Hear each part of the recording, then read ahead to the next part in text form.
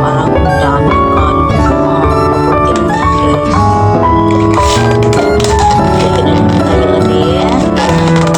Kasi budget tayo. Tayo kahapon tulipin na yan. Iba na ubo. Naranasan mo na ba yun?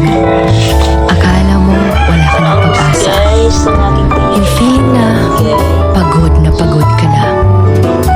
Ubos ka pa. Hindi mo alam kung may malalapitan pa dahil parang tinalikuran ka na ng lahat dahil walang-wala ka.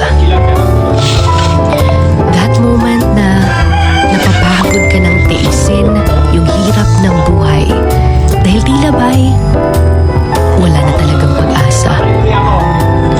Kanabit ang feeling grabe na yung pagpaningkamot pero feel ni mo wala lagi gihapon. You're mentally and physically exhausted. Yung wala kang peace of mind. Yung feeling na araw-araw para kang isinabak sa isang racing competition na dapat ikaw yung mananalo. minsan na pala. Ang hirap ng buhay. Yung parang gumagapang ka araw-araw dahil sa sobrang daming pagsubok na iyong pinapasa.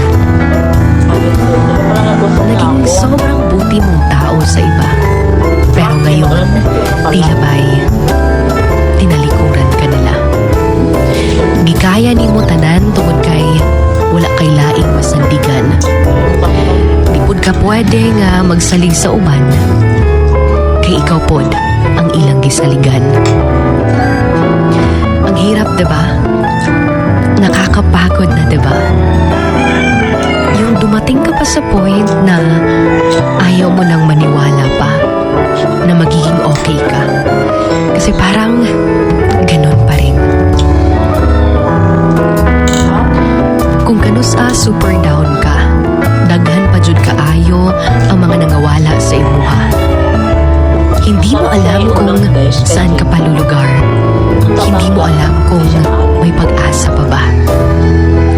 Pero alam mo, minsan, akala natin sobrang bigat na ng problema natin. Until narinig natin ang problema ng iba. And doon natin na-realize nga wala na di ay nakatunga sa iya ang imong problema. Doon mo rin nasabi sa sarili mo na wala kang karapatang magreklamo sa buhay dahil kahit mahirap ito, sobrang sarap naman mabuhay. Wag kang susuko dahil may pangarap ka ba. Di lang para sa ibang kaugalingon, kundi para sa iyong pamilya. Marami kang naging kasalanan, pero mas maraming ways kung paano mo ito matatama. Huwag kang susuko.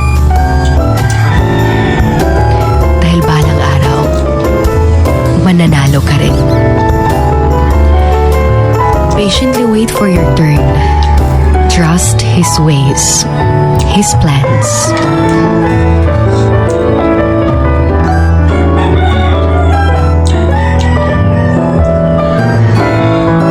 This is your Hugot Babe, Sugar Dolly.